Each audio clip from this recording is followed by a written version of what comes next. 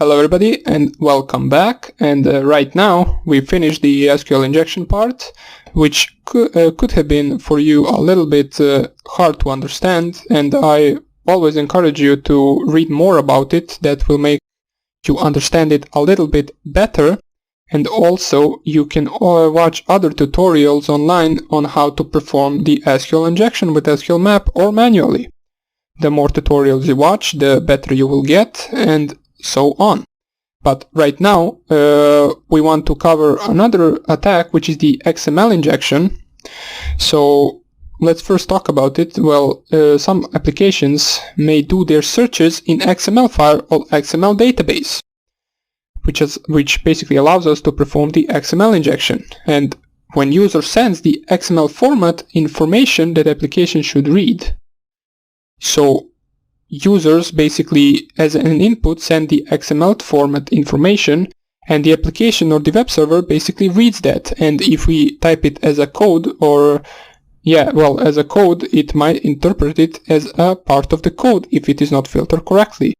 It is the same principle as in the previous two attacks, which is the command injection and SQL injection. So basically all of these attacks are just badly written website code or badly filtered user input. So in order for you to understand it better, you will need to know the basic XML structure. It basically looks similar to the HTML. It has a root node, child node, element, and I believe it also has those two arrows that are at the beginning and at the end of every command. So it is very it looks a lot like the HTML code. So let us actually see the practical use of this attack. So what we want to do, go once again onto the virtual machine OWASP and go once again onto the IP address. So let me just go back 1 or 2 or 3 times. So once you are here, you want to go to the WAP, which is right here. I don't believe we went here in the previous videos, but this is the first time, so just click right here and it will open up something that looks like this. So now what we want to do, first of all we want to log in, as it says right here, enter your credentials, debug. So you can just log in right here, or if you want to, you can also train your brute forcing attack. Just add to some username list or password list these two words and run your brute force attack in Hydra or in burpsuit in order to practice a little bit, but we won't be doing that right now since we did it twice in previous videos. So let me just log in right here with the specified username and specified password. Set the security level. For now on we will leave it on low, since this is the tutorial video. We want to show you from the beginning how it looks like. And once you log in, don't save password. Once you log in right here, you want to search for the XPath injection search. So as we can see right here, we have a bunch of the methods right here that we can use to practice our attacks. And what we want to search for is, let me just find it, A1 injection, server-side SQL injection, we covered that. Oops, SQL XPath, here it is. So XML XPath injection search. Once you find that, just click on it right here and click on hack. And you will see that we load a simple page which basically searches movies by their genre. So as we can see, the action movies, if you click here search, it will print out 6 of these movies. You can have some of the other options, for example horror movies. You click here search and we get 2 movies, which is Resident Evil and The Underworld. And you can also check the science fiction and click here on search, and you basically get the same output as the action movies. So what we want to do, first thing you might notice is there isn't any user input right here. There isn't any specific field right here that allows us to type something. Well, we don't really need it. This search box right here, which chooses between three types, is actually our user input. You do not type it, but you do send your choice to the server. So let us just intercept this packet real quick. So we go onto our burp suite, we turn the intercept on, and now what we want to do is go onto our page and search for the action movies, for example. So just click here on search. Our page will load since we are intercepting it, and if we go right here to the packet that we received in the intercept, we can see that in the link there is a specified genre which says action, and the action which says search. So these two are correspondent to this right here and this right here. And let's see what happens if we, for example, change this packet before we forward it to the server. So let's try to inject action and then once again inject apostrophe after that. Let's see how the server will handle this packet. So we basically sending action and then the apostrophe, so we forward this. And let's see what server basically gave us. And sure enough, it gave us the invalid expression, which means we successfully found a vulnerability. Warning, simple XML element XPath invalid expression in this file right here on line 158. Warning, simple, and another warning, evaluation failed in the same file on line 158. No movies were found. So we can see that the server actually read this as a part of code. Now let's check something else as well. So let me just search for the action. Wait, we have the intercept on once again. Let's turn it off. Let's go to the page itself. So we are back to the same thing. Now what we want to do is exploit and possibly find some usernames and passwords, if there are any. What we want to check next is whether this application will interpret the part of this word right here as well as the whole word. So once we send action, it prints out the action movies. But let's try that again by sending only a part of that word. So let us just turn our intercept on and search once again. So now that it is stuck, we go to our burp suite. And why is it so slow? Here it is. And let us delete a part of this word. So delete ion and leave act. And let's see if the server will recognize this as a part of the word action. So if we turn off the intercept, we can see that we got the same output as if we search for the action. Now, with anyone with a little bit knowledge of the XML will know basically that since it gives the same result as the action word, we know that it uses a function which is called contains. Now contains basically does the same thing as it says. For example, it searches for all of the results that contain even a part of the word. So for example, act is contained in action. That's why it gave us the same output.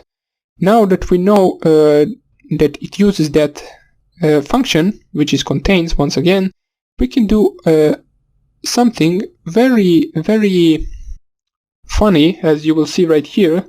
It could be a little bit hard to understand, but basically we will try to select once again to something similar as in the previous video in the SQL injection. When we said 1 equals 1, we will try to type here something like contains 1 which will print out all of the results in the database. Let me just show you. So we turned on our intercept, and if we search right here, what we want to go to is burp suite. So let me just go back to it. Whoops, not other applications. We want to click right here. And let us delete action first. So we delete action, and what we want to type right here is the apostrophe, then the closed right parentheses, then the closed bigger right parentheses, then slash, you just find it, slash, star, and then 2 slashes, and then once again star. Then we type the left open bigger parentheses, and then we type here contains, and then open left smaller parentheses, apostrophe 1, closed apostrophe, comma, open apostrophe, pardon me, so comma, open apostrophe 1. So you will see that if we forward this packet, so I'm not really sure why it doesn't give us the forward option. Here it is. It is just a little bit slow. What is this? We do not want this, so let us forward this packet and let's see what output we got from this server. No movies were found.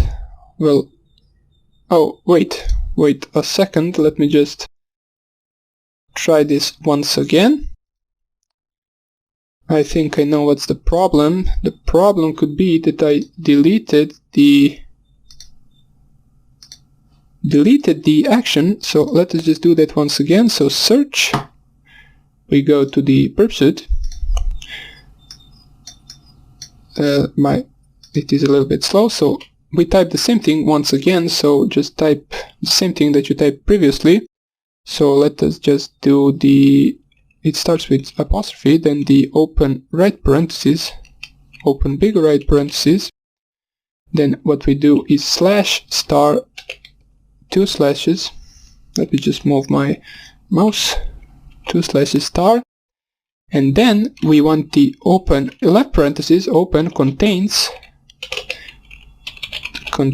open smaller left parentheses, apostrophe 1 apostrophe comma, open 1 open apostrophe 1, and that's about it. So let me just see if this will work. If we send that, no movies were found. Not really sure why it says this. Let's just try something else. I think I know what the problem is.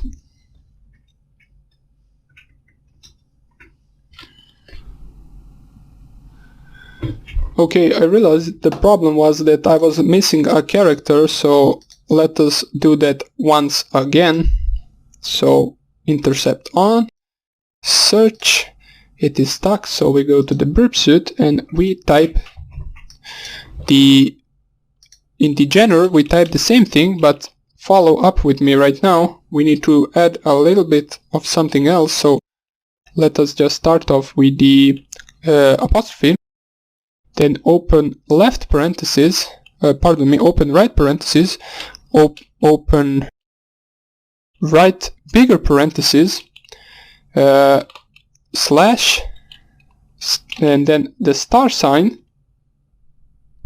and then we want to use the pipeline, which is the upper line, and then we continue with the same, so 2 slashes, and then the star sign again, and then we open the left bigger parentheses, contains, which is the function, and then we open apostrophe, or open left parentheses, smaller ones, apostrophe 1, apostrophe comma, open apostrophe 1. So let me just copy this so I can show you how it looks if you can't see it. So I will just copy it. I will open LeafPad and let me paste it right here. You should see it a little bit better. Just see if I can't enlarge this. So this is the command that we are using right here. So what we did in previously, we basically forgot this pipe command, this pipe sign right here. So let us just forward this packet and see what happens. So I don't know why this pops up, forward, and let's go to the page right now, and as you can see, we got bunch of the options that aren't really movies. As we can see, Neo, Trinity, and then randomly there is a movie, and then we have some of the numbers right here. Basically what these are, this is the username, this is the password for this username, as well as this Alice loves zombies, as well as this Thor and Asgard. So we basically successfully exploited the XML database with that one command, and we can see the usernames and passwords of different people right here, and it gave us in the list as if these were movies. So that's how you manually exploit the XML with the XML injection. Now let's do the same. Now, let me show you how you can automate this process with a tool. But I will show you this in the next lecture, and then after that we will start the cross-site scripting attacks. So I hope I see you in the next lecture, and take care. Bye.